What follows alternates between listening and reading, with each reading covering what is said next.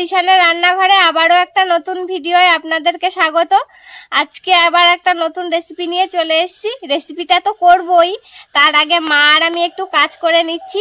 ধান পেকে গিয়েছে, ধান উঠবে উঠোনে, সেই জন্য উঠোনটা গোবর দেব, পাক মাটি আর এই মাটির সঙ্গে গোবর মিশিয়ে মাখিয়ে নিচ্ছি। তা দিলে মাটির সাথে তাহলে ফাটে কম, পরের বার যখন গোবরটা দেব তখন অতটা ফাটবে না।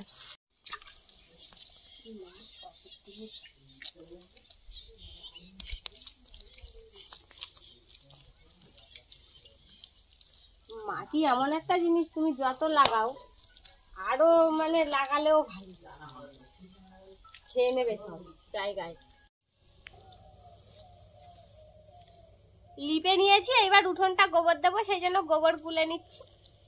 গামলায় জল নিয়ে নিয়েছি।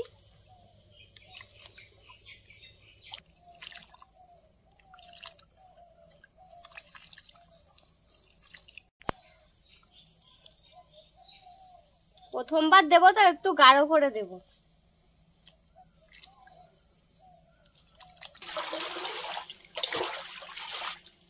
এই গামলা সরিয়ে নেব।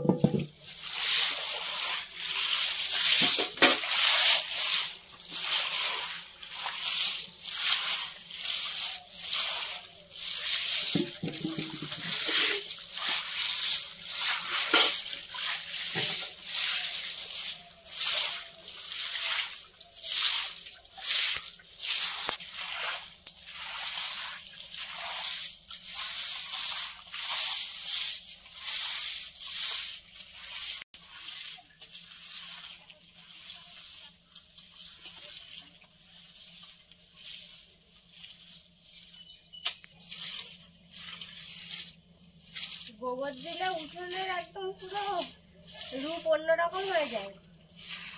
দেখো গোবর দেওয়ার পরে কত ভালো লাগছে দেখতে।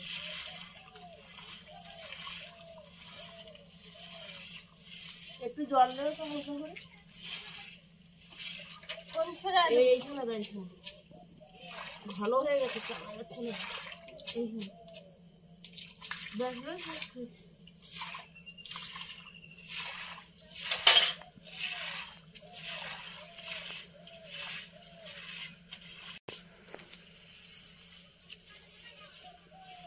উঠোন বাড়ি গোবর দিয়ে স্নান করে চলে এসেছি রেসিপি করতে। আজকে কাতলা মাছের মাথা দিয়ে পাঁচমিশালি সবজি চচ্চড়ি করব। এই যে দেখুন মাথাটা,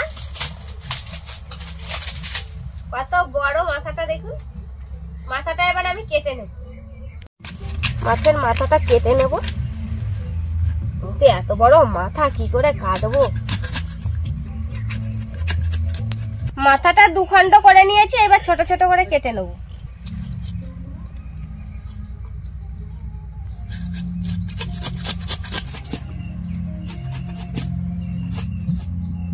জল হয়ে স্লিপ হয়ে গেছে। মাছটা কেটে নিয়েছি, এবার আমি সবজিগুলো কেটে নেব।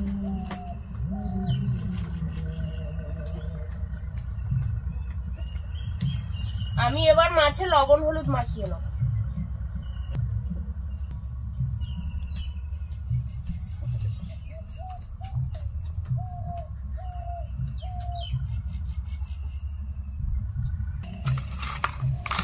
একটা মাছের মাথা এক থালা হয়ে গেছে, থালায় ধরছে না। আমি তো লবণ হলুদ মাখাতে পারছি।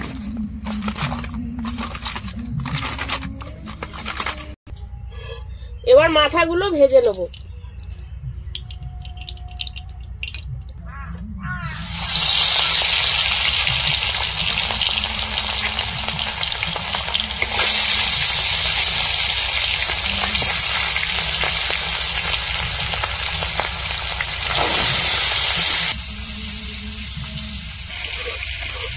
আজকে আলু, পটল, কুমড়ো, গাজর, বেগুন আর শিম দিয়ে চচ্চড়িটা করব। এই সঙ্গে আপনারা আরো অনেক সবজি দিয়ে বানাতে পারেন, আরো সুন্দর লাগবে খেতে। আমাদের কাছে যা সবজি ছিল আমরা একটা তাই দিয়ে চচ্চড়িটা করছি। মাছের মাথাগুলো ভেজে নিয়েছি, এবার সবজিগুলো ভেজে নেব। একসঙ্গে বেগুন, পটল, আর শিম একসঙ্গে ভেজে নেবো, এগুলো তাড়াতাড়ি ভাজা হয়ে যায়। শিমগুলো আমাদের গাছে এই প্রথম খেলাম, আজকে কিনলাম। এবার লবণ হলুদ দিয়ে সবজিগুলো ভেজে নেবো।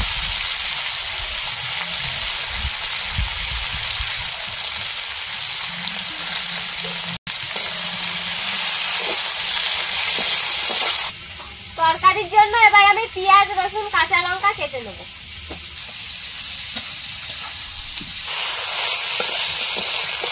বেগুন, পটল, শিম ভাজা হয়ে গেছে, তুলে নেবো।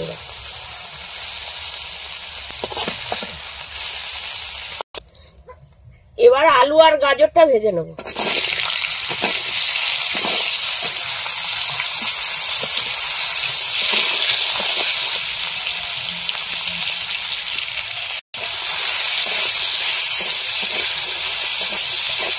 আলু গাজর ভাজা হয়ে গেছে, তুলে নেব। এবার কুমড়ো ভেজে নেব।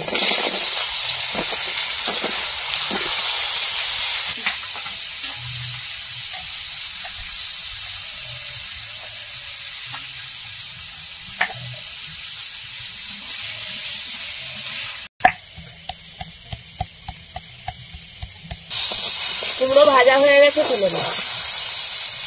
এবার তরকারিটা বসাবো, কড়াইতে তেল দিয়ে দেবো, তেজপাতা, 5 ফোড়ন,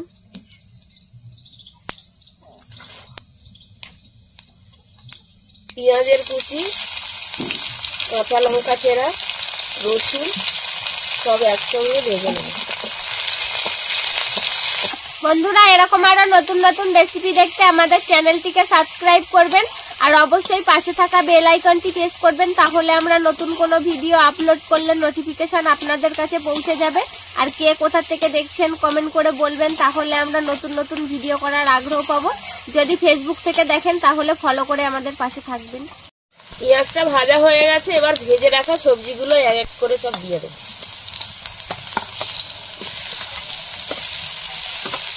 সবজিগুলো এত সুন্দর ভাজা হয়েছে, দারুণ দেখতে লাগছে।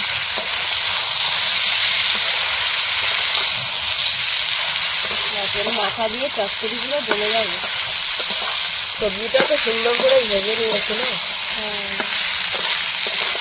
এবার ভেজে রাখা মাছের মাথাগুলো দিয়ে দেবো।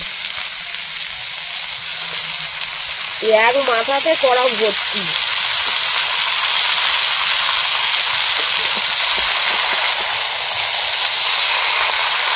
সবজি আর দেখা যাচ্ছে না মাছের মাথায়।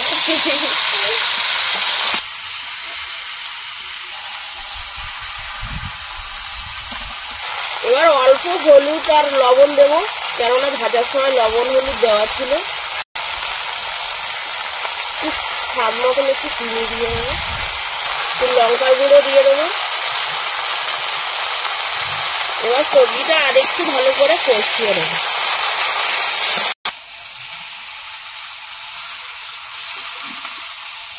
এবার জল দিয়ে দেবো।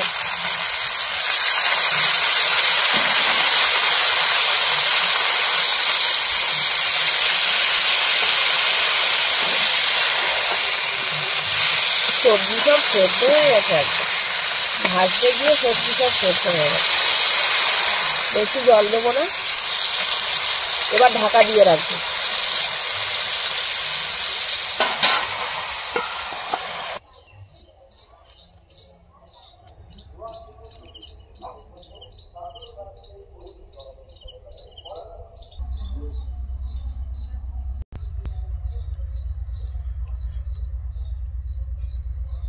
এটা প্রায় হয়ে গেছে, এবার আমি জিরেটা বেটে নেব। এবার ঢাকাটা খুলে নেব।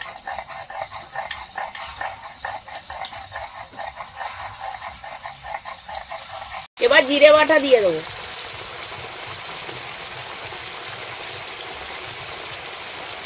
জিরে বাটা দিয়েছি, এবার তরকারিটা ভালো করে নাড়াচাড়া দিয়ে দেবো।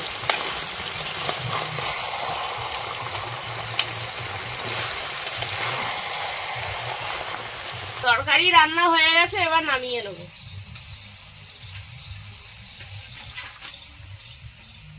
সকালবেলায় গরম ভাতের চচ্চড়ি নিয়ে নিয়েছি, এইবার খেয়ে দেখবো কেমন হয়েছে। গাজরটা এত সুন্দর সেদ্ধ হয়েছে, প্রতিটা সবজি খুব সুন্দর হয়েছে সেদ্ধ।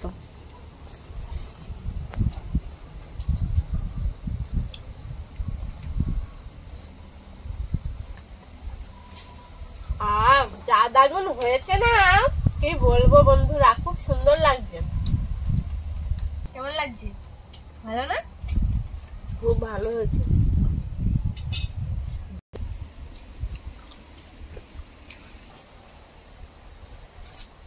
মাছের মাথা দিয়ে চচ্চড়ি আপনারা বাড়িতে একবার তৈরি না করে খেলে বুঝতে পারবেন না যে কতটা স্বাদ হয় খেতে। মাছের মাথা দিয়ে পাঁচমিশালি সবজি চচ্চড়ি আপনারাও বাড়িতে একবার তৈরি করে খেয়ে দেখবেন, খুব সুন্দর হয়েছে খেতে। আমাদের আজকের ভিডিওটা শেষ পর্যন্ত দেখার জন্য ধন্যবাদ। ভালো লাগলে লাইক কমেন্ট শেয়ার করবেন। আবার ফিরে আসবো নতুন একটা রেসিপি নিয়ে। সবাই ভালো থাকবেন, সুস্থ থাকবেন। আমি তো কথা বলতে পারছি না, মাছের মাথা কাঁটা চিবাচ্ছি, কাঁটাটা চুষে চুষে খাচ্ছি।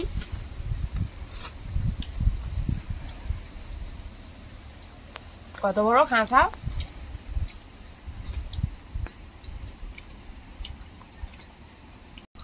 আমার এটা পড়েছে পুরো মাছ।